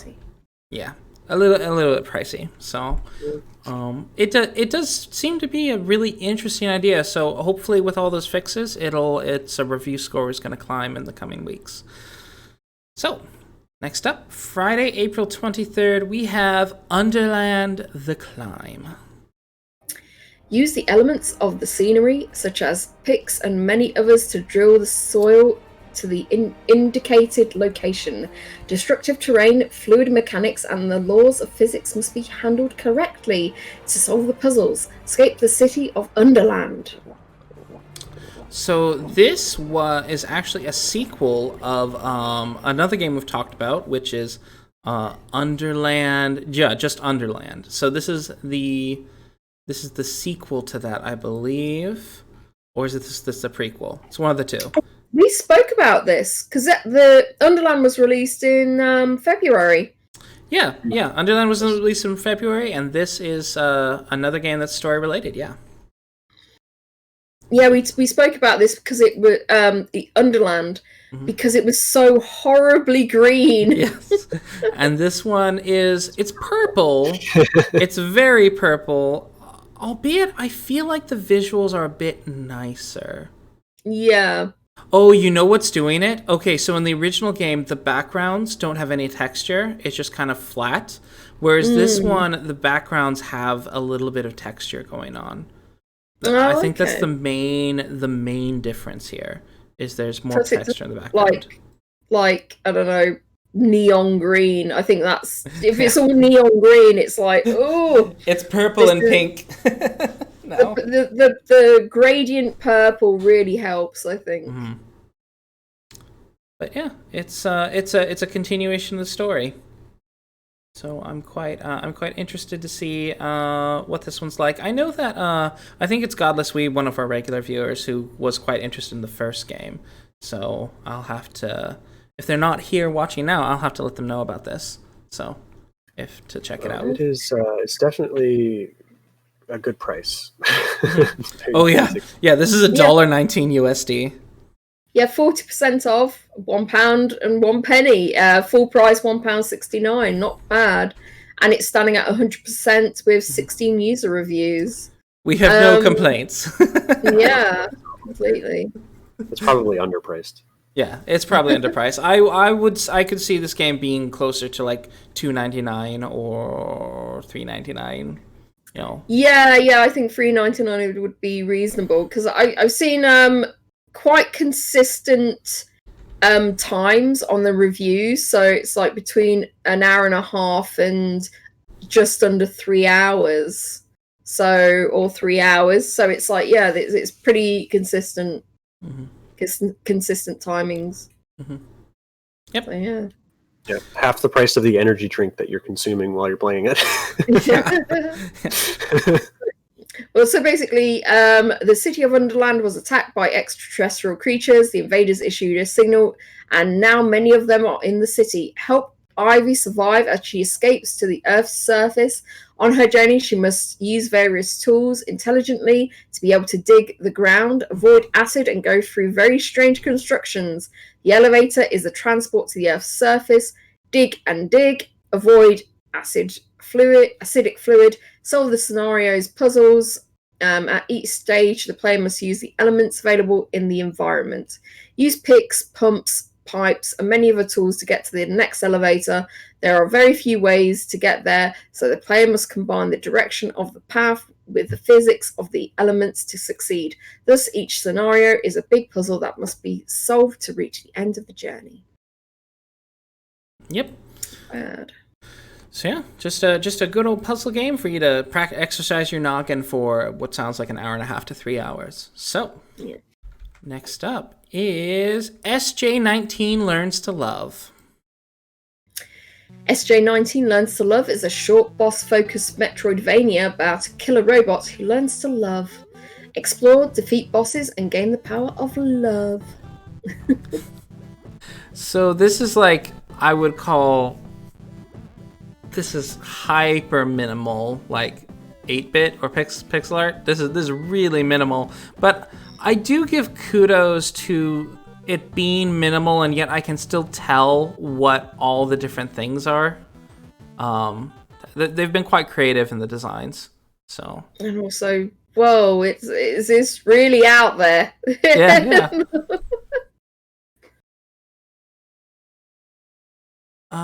Yeah, the motion looks nice too. Mm. I'm sorry. Go ahead. So I'm trying to think of the game that it reminds me of, and I can't find it in my list. V. Okay, I will read off what the features are, and while you look what game it reminds you of. So there are 100+ rooms to exterminate, including areas like Bone City and the Lab. 8 bosses to battle, including Big Frog and Steve the Milkman. Chat about anime with Takatsukan. Items to gain abilities and power, like milk for some strong robot bones. Frogs, lots of them. Collect SP to upgrade your gun, missiles, and others. Learn to love. Will SJ19 fulfill their destiny as a killer robot, or learn to love and save everybody? Are you bad enough to defeat Steve the Milkman? This seems like a really weird game. Just a really strange. Oh my god. Yeah, it reminds me of the game Carol Blaster. It was like one of the very first games I ever streamed. Like to do my what do you call this when you're playing a whole bunch of different games? Variety streams. Oh yeah.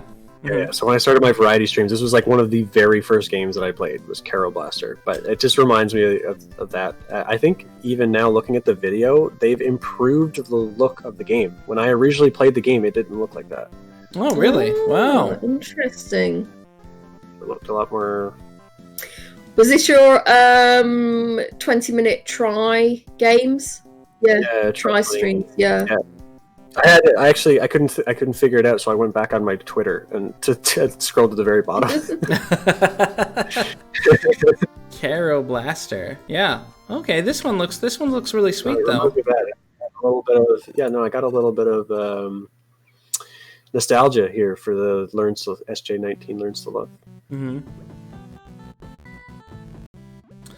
Yeah, this is interesting looking. I do feel it's slightly messy because I don't know. To me, it just doesn't look that great. But I like the humor in it. But yeah, I'm kind of like, the visuals aren't like clicking with me anyway. It is £4.41, 15% off, and there's only 6 user reviews so far.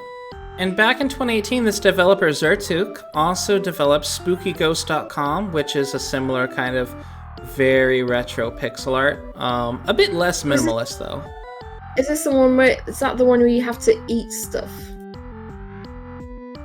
Not really remember. You rescue lost cats. I don't know about eating people. Like you have a blaster. Yeah. It's not that. I'm thinking of another game then. Thinking of another spooky game. Carol Blaster. But yeah, a whole bunch of pixel art games for those looking for that retro experience. Zertuk is not too expensive at $5.94 and with 15% off. And looking at the play times, it seems up to like 5 hours, but Team seems to be closer to 3.5 to 4. Yep. So not bad. Next up for Friday, April 23rd is Katja's Abyss Tactics. A turn-based tactics game with pixel graphics and procedurally generated levels with minesweeping mechanics. Dig through caves, collecting and managing resources, and fend off monsters in turn-based combat. Yeah, so this is one of those genre mashups where it's like take like the sort of Crypt of the Necro Dancer, everyone moves at the same when you move kind of thing. Yeah. Plus the, well, without the rhythm elements, of course. Plus Minesweeper. So, oh, that's kind of cool. That's a cool mix of things. This is almost an identical color palette to that Eve game that we just played. Oh yeah, it's pretty similar. It's not done as well. Too much green, too much of the bad green. Oh yeah, that sort of navy green in all the menus, and then it's well, the neon green on one of the maps as well, which is just, yeah, it's not great. Oh yeah, I think that's the overlay when it's you're doing the Minesweeper. Yeah, that's kind of unnecessary. They don't need to put that green filter. Yeah, that's not fun. Or the whole screen goes red when it's the enemy's turn. I don't think that's necessary either. That's just too much bright color changes.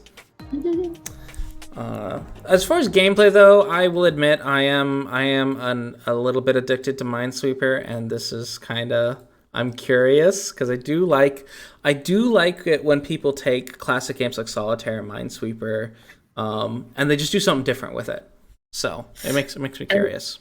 And we know some of you out there. We know you've gone on like the PC, your PC settings, and you've played the default games on your system. Yes. So if you enjoyed those, maybe pick this one up as well.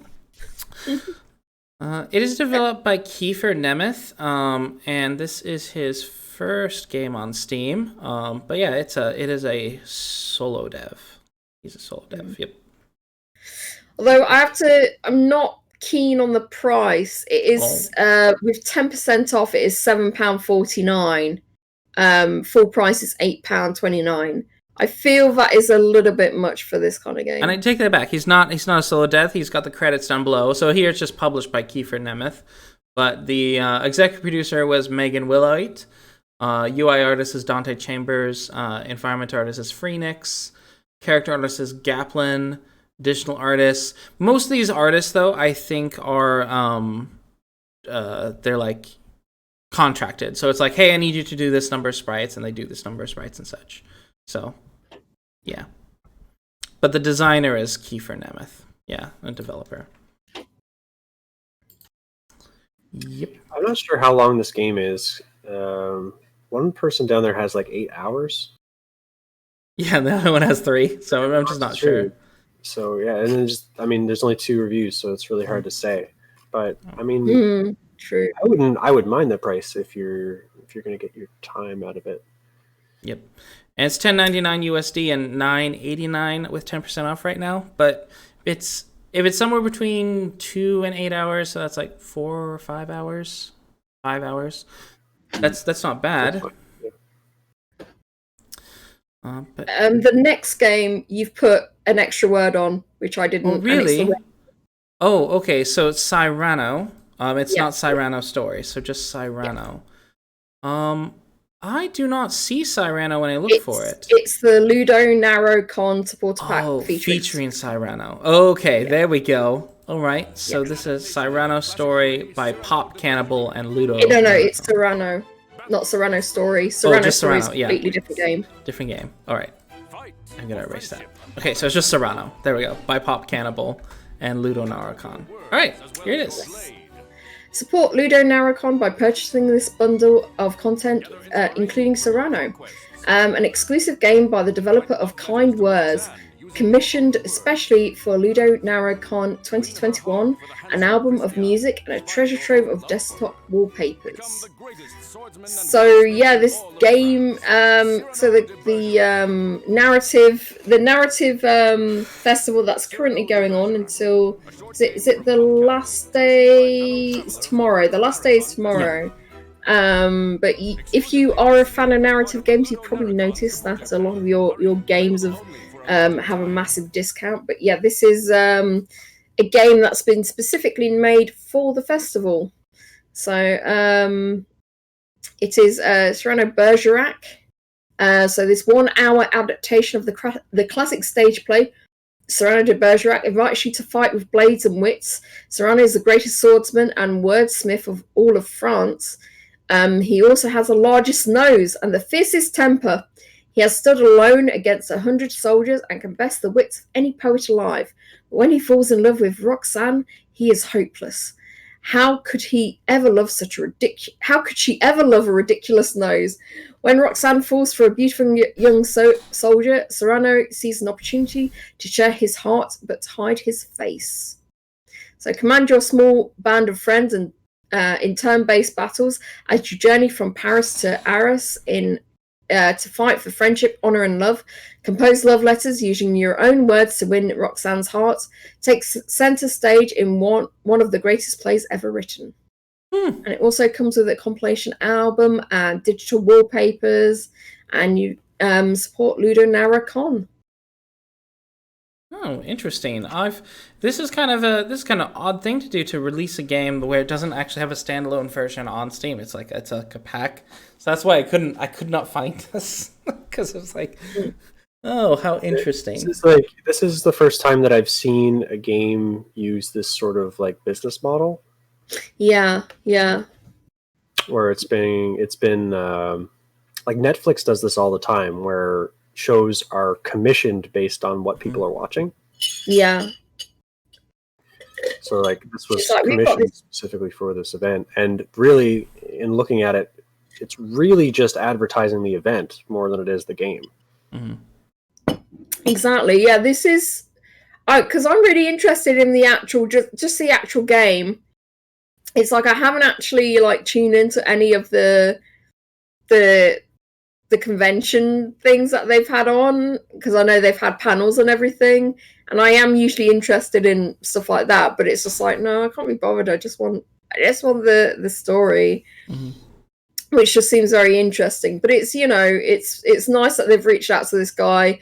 If you haven't played Kind Words, such a great very uplifting experience. It's just you're just in like your bedroom and you're just sending off letters to people with positivity.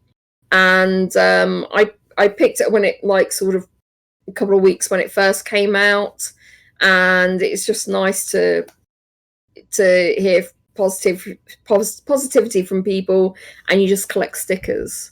So for him to go from that to do like a fully narrative kind of game is fantastic. Yeah, it's always cool to see them kind of branch out and do different things. And this one, like, I wouldn't know this was developed by him looking at the style. No, not at all. Like the style or the gameplay, it's a very different game, and that always excites me about developers who are so like multifaceted when they're not doing old hat over and over. So I'm quite glad about that. It is also quite affordable at $6.99 USD. I don't know how long this game is. It looks like it's about 3 hours, would be my guess. So not terribly bad, but you're also getting all those additional goodies included, and it's about supporting Ludo Narracon. Yeah. Do you think this game will continue to be on Steam once the convention's over? Yeah, because I think they'll still get like money maybe for the next con. I see, Yeah, so it's £5.19, which again isn't too bad. Something that I would probably I'm going to put on my wish list. It's standing at 100% positive with 15 user reviews. So yeah, the game looks pretty. I'm interested in like how it plays, and I like the fact that you compose love letters, and there's also this kind of card game as well. So yeah, I'm curious.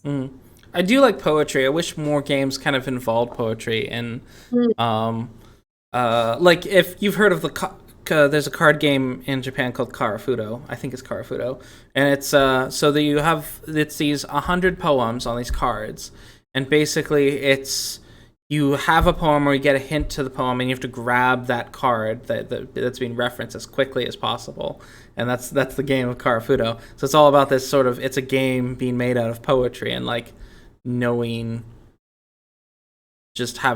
I just wish more games kind of put in poetry, because it's something I really enjoyed in English class in school. That was like one thing. It's like and then of course now I've learned how to make poems. What can I do with this knowledge? Nothing. Well, I was just looking up the play because I'm not really familiar with. But it's the entire play is written in verse and rhyming couplets of 12 syllables per line.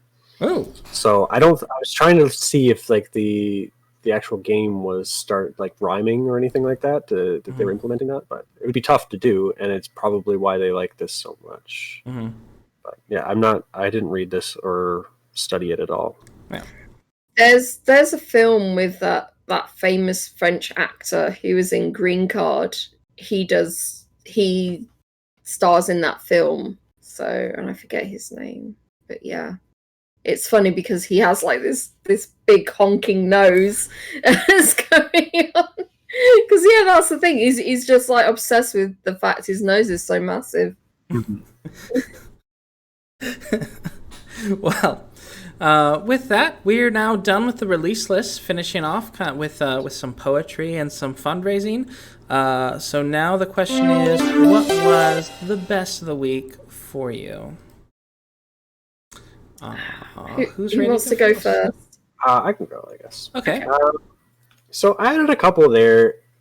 I added Double Kick Heroes, even though I thought it was way too expensive, because it's like definitely I'm the target audience for that game. So maybe if it ever becomes really, really cheap, I'll buy that. But I also added. I don't know if you guys seem to like it as much, but that Bamerang game. Oh yeah, Bamerang. Enthusiastic about Bamerang. And I don't really know why, but like it's got a really good price. I know it, like I said last time, I'm in the market for couch co-op games anyway. Like definitely thought it was hilarious, and like this vaporwave kind of styling and coloring to it. I think I'll get that for sure. And beyond that, I added Metamorphosis at the beginning because it's 70% off, and might buy it after this. And I'll look at my wish list and see if that's actually what I want to buy. Rated T for teen. And then Turnip Boy, we thought that was probably going to be too short, but that looked interesting. And I also added that Silicon Dreams because I really liked Orwell and these like philosophical kind of games. I might enjoy it. So we just destroyed your wallet this week, basically. Yeah, there's a demo for it, so I think I might try the demo before I do that. There's still some games from like a few weeks past that I want to buy, so I'm not going to get this one right away. Yeah. Alrighty. What about you, Rhodey? Oh wow. Oh, so right. So again, Metamorphosis. I did kind of like add that to my wish list, but then again, I would feel like I would prefer to watch someone else play it and me to just see it, like watch the experience of it. I did add Willy Morgan and the Curse of the Bone Town, which like I just find that, you know, obviously it's a point and click game, although we did think that the guy, you know, didn't look all that. I'm curious to how the puzzles actually are, because again, with like point and click games, depending on like, you know, are they decent logical puzzles, or is there moon logic? You know, is it something that sort of is always at the tip of your tongue and you can just work out if you try and do enough things, sort of thing, to try and work it out. So yeah, I'm always very curious about any kind of point and click game that comes my way. So on the main release list, there are so many games. Again, I think if I wasn't trying to work through my own list, I think you'd destroy my wallet this week. because I have put Buildings Have Feelings 2 on my wish list. I am going to wait for a bigger discount for sure. You know, and of course, if they fix all and every issue that they have. Also, Don't Forget Me, another game that's on is like mixed reviews. So, you know, I know again I would. But I think the two main ones that are definitely going to be purchasing in the future are Turnip Boy Commits Tax Evasion. Because it's so short, I will definitely be waiting for a discount. And Crash Autodrive.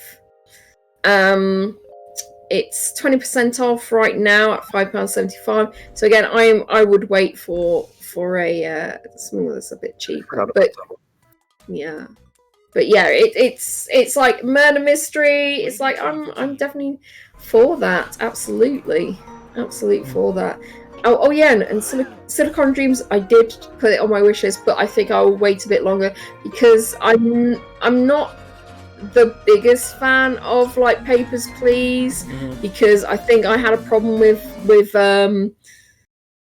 like remembering everything that I had, just remembering the mechanics of what I had to do, because I keep adding more mechanics, and it was just like, oh wait, oh, I've got to remember all this, that, and the other. Oh, I forgot the first bit. Oh, so yeah, I couldn't continue playing it. So yeah, but it was, you know, it's fine. Yeah, the whole role of it becoming gradually more and more stressful is just, it's silly. It's not for me. There's more and more things that I have to remember to do. It's just I'm just not for that life. No.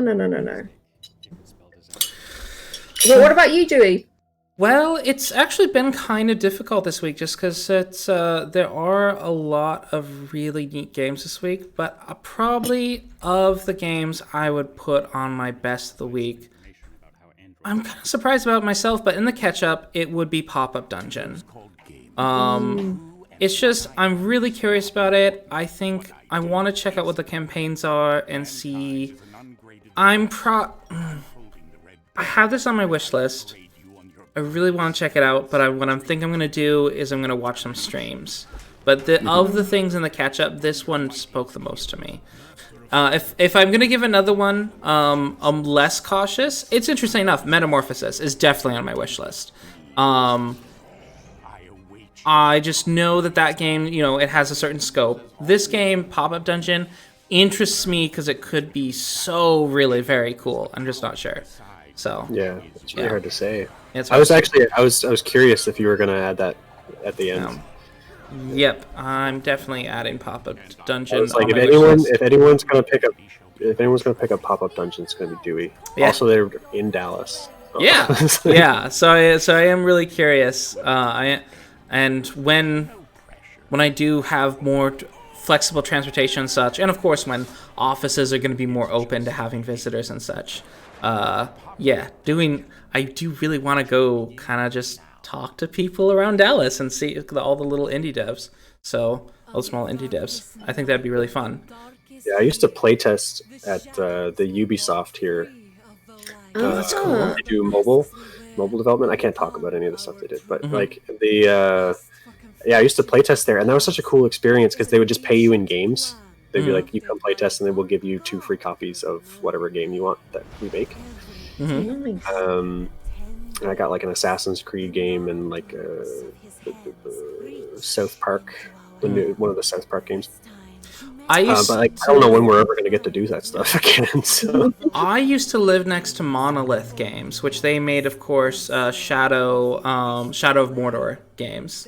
And they had playtest. Unfortunately, I never was able to go because I currently had a job, and just all the playtest days, it's just like I'm not available that day. So, I was on the email list. I'd like make time, but the issue I found was like I was like a 24-year-old male. They only. There's a lot of us. Yeah, there's a lot of you. Yeah, and they're trying to get like that very demographic. So yeah, exactly. So they're like, this is what a 24-year-old male has to say, right? So like, it was really hard to get in there. Yep, I feel you there. So yeah, as far as the stuff that released this week, again, a really difficult decision, but I think it comes down to Turnip Boy Commits Tax Evasion. I really want that game to be good. I want it to be good. Yeah, I know it is good, but I want it to be longer. Yeah. So yeah, cheaper. I'll be waiting for a steeper discount, which, you know, with Steam, it'll eventually come up, I'm sure. But this looks really cute. I love the theme. I love the art. I want to play this game. So, yep. Turnip Boy Commits Tax Evasion. That's my game of the week of this week. So, with that, we gotta go to our shameless plugging next up. So, Rhodey, what are you up to? Where can the internet find you? And what are your plans this week? Oof. Well, probably find me mainly here. Oh my god, I still need to stream the Shapeshifting Detective. I need to stream and finish that. I really wanted to have at least 4 games done this month, and it's just like it's like a little stain on my record. Do you have Simulacra 1 and 2? Yes, I do. Okay. Yes, because that's in this month's Humble Bundle. So I was wondering if you had it or not. So I'm waiting, like, maybe for a Halloween stream to do that. Plans? Who makes plans? Just fly by the seat of your pants and have fun. It's true. It's usually how I do things, Happy Kitty. I just it's like, how am I feeling? Oh, let's do this right now. I'm ready. But yeah, I'm hopefully gonna finish Heartbeats. That's like the main plan to do, because at least I'll have at least two games done this month. So that is like 2 games done on my list, Steam list that keeps expanding. But if you would like to follow me, I'm at twitch.tv/RhodeyPie, and you can watch me play games terribly and maybe have a good laugh. Yeah, and help her make decisions when some of this comes up as well. Like, it's true. I will reach out to you for help. Indeed. And what about you, TopGunBunny? How's school? Where do you intend to find you? All that. Done. I'm going to be a web developer. I'm going to make some websites. Yeah. School's done. Ooh. Awesome. Released the app that we were building, which was like this rock paper scissors type game that I talked about last time. It is on the Android store. I'm not going to tell you what it's called. It's highly unpolished, but we wanted to go through the process of what it looks like, or how easy is it to get something onto the Google Play Store. Turns out it's not that hard. It's not that hard at all. Ooh. But it's free, and I might talk to you about it afterwards, but I don't want to publicly tell everybody, because it is a little bit hot garbage. But especially since I did the UI and I have no idea what I'm doing. So. Well, it's all about getting that practice, and at least you now know how the whole submission process works. So when you do a more professional product. Yeah, it landed me a job offer at a company. I did turn it down to take the job doing web development instead of Android. But it was worth the time, and it was a cool experience. And I got to do like the project management type stuff. And I mean, most of the people in my group were just fresh out of high school, and I kind of led the team. So it was a really cool experience, and there is something that I can show an employer. So that's pretty neat. The fact you accomplished anything with fresh out of high school is impressive. So it was pretty cool, and with like very, very little. I mean, we had one Android development course. It's written in Java, so people learning programming for the very first time, picking up Java, taking that to a platform like Android, which is changing all the time, and then getting something up on the App Store. I was pretty proud of it. So. Well, congratulations! Yay! On to like fully adult life, because I feel like when you're in college, you're still kind of like half adult, and then finally out of it. I've already done this. Like I already have a degree in something completely different, and I worked for years, and then I went back to school, and now I'm changing careers. So like I'm going to employers now. I'm like, I know that I'm brand new, but like seriously, I'm going to show up to work. Like yeah. Yeah. Even as someone in the tech industry who didn't have any degree, the fact that I had been working at jobs since I was 15, so I had like all these references that I could provide, like, look, I show up on work to work on time, etc. That helped me so much in getting a job.